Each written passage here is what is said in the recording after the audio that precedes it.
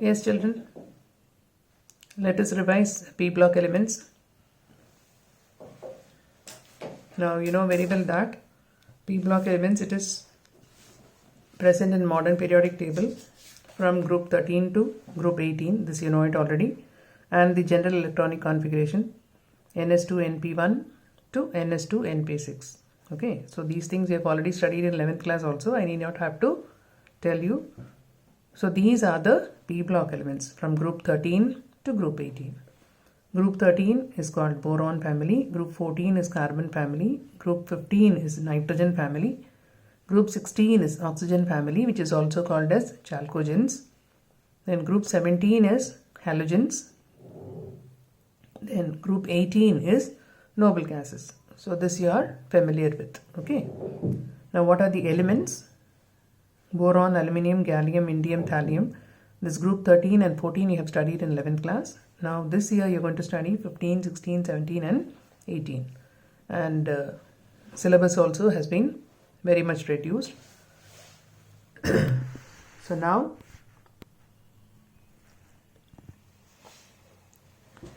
what are the elements in group 15? Nitrogen, phosphorus, arsenic, antimony and bismuth. Nitrogen and phosphorus, they are non-metals. Arsenic, antimony, they are metalloids. And bismuth is purely a metal. Okay. Now, let us quickly go through the general characteristics of these group 15 elements. 78% by volume in atmosphere is molecular nitrogen. And on the Earth's crust also it is present as nitrates of sodium and potassium. And in the form of proteins, it is present in plants and animals. Then phosphorus, how it is present? It is present in the form of minerals. And you call that as apatite family.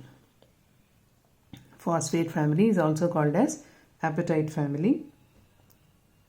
And this is present in rocks and is also present in bones as well as in living cells. And phosphoproteins, they are present in milk and eggs. Then otherwise, arsenic, antimony and bismuth, they are found as sulfide minerals. They are present in the form of sulfides on the Earth's crust. Okay, now when you consider the electronic configuration of this 15th group elements, you will find that they are having half-filled electronic configuration, and you know very well that half-filled is more stable. That is, if you consider nitrogen, it is 1s2, 2s2, 2p3. So this is half-filled. Okay. Now atomic and ionic radii,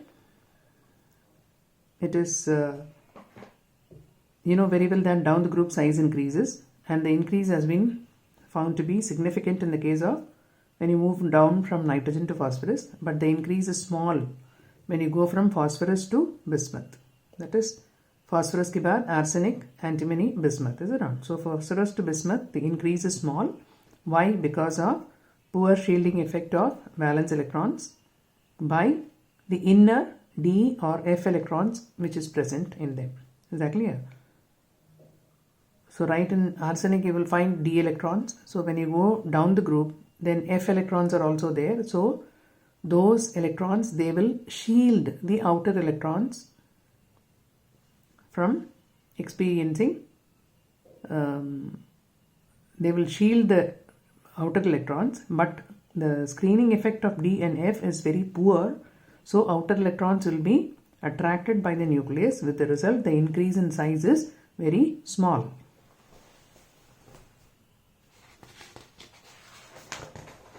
Now,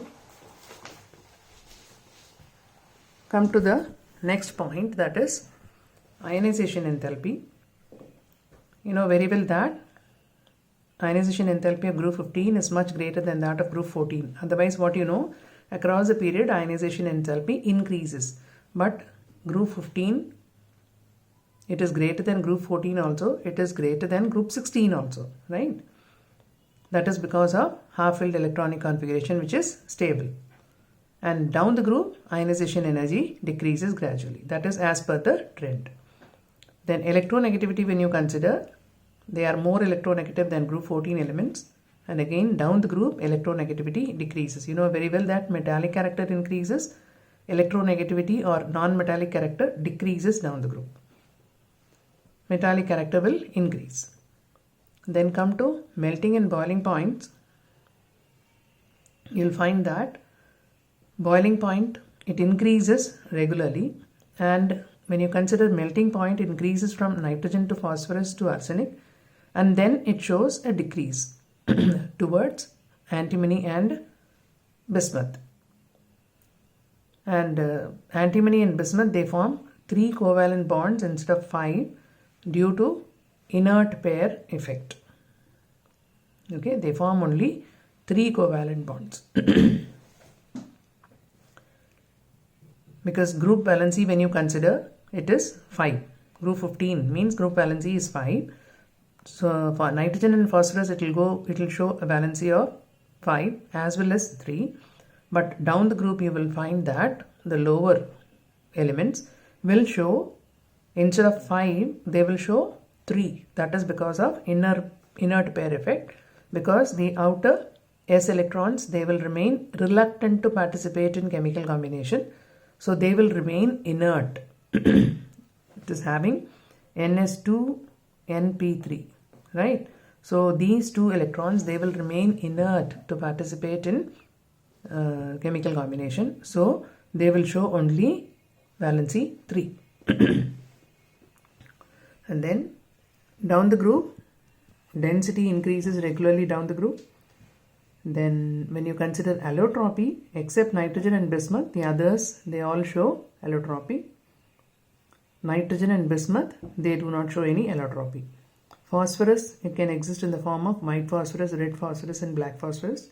Same way arsenic and antimony, they exist in the form of yellow and grey form. So allotropic forms are there except nitrogen and bismuth. Now when you consider the oxidation states, you will find that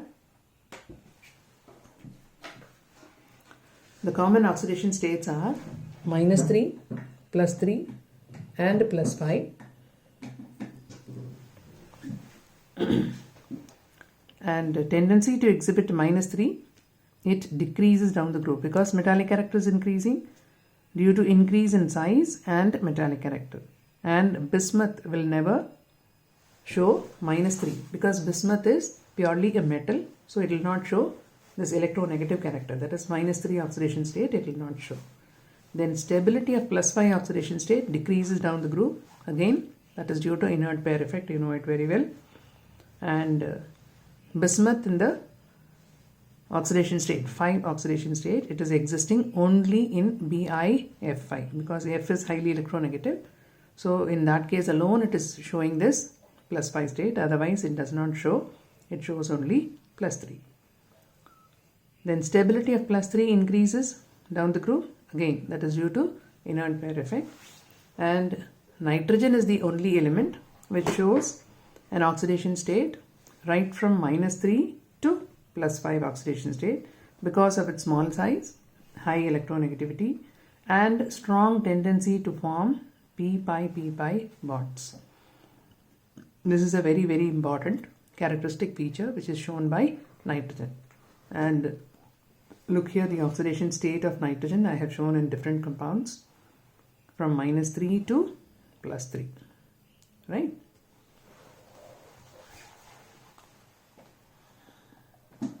Then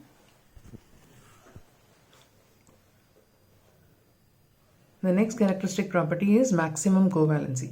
It is the number of bonds that an atom makes with the surrounding atoms. That is called as covalency, right? Now supposing if I take CH4, the covalency of carbon is 4. Nitrogen shows a maximum covalency of 4 only. Why it shows only 4? Because it's having a configuration of 2s2, 2p3. So S is only 1 in number, P is 3 in number. So together there are only 4 orbitals, is it not? Which can participate in bond formation. That is why it shows a maximum covalency of 4.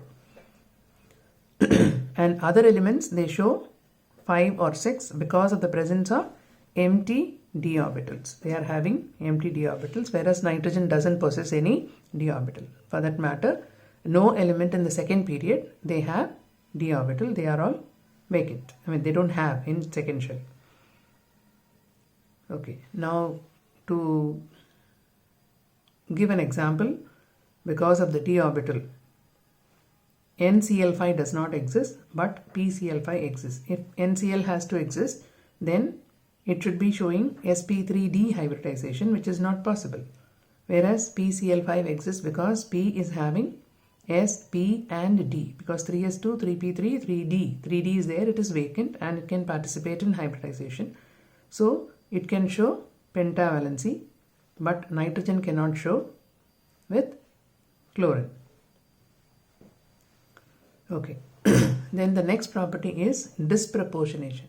Now what is disproportionation? It is auto-oxidation reduction. That is called as disproportionation. The same substance is undergoing reduction as well as oxidation. Okay, that is called as disproportionation. Now look at the example here, HNO2, nitrous acid, where nitrogen is showing +3 oxidation state. It is getting oxidized, that is increase in oxidation state. It is also getting reduced. +3 to +2 is reduction, +3 to +5 is oxidation.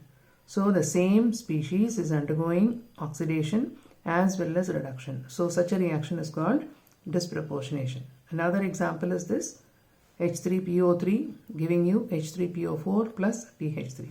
In H3PO3, P is having +3 oxidation state, whereas in H3PO4 it is +5 and in PH3 it is -3. So here it is oxidation and here it is reduction. So both the reactions are taking place with the same species. So they are called disproportionation. And due to inert pair effect, the stability of +3 state increases down the group. Hence, arsenic and bismuth, they show less tendency towards disproportionation. Stability of +3 state increases down the group. Okay. Here what is happening, from +3 it is getting oxidized to +5, it is getting reduced to -3.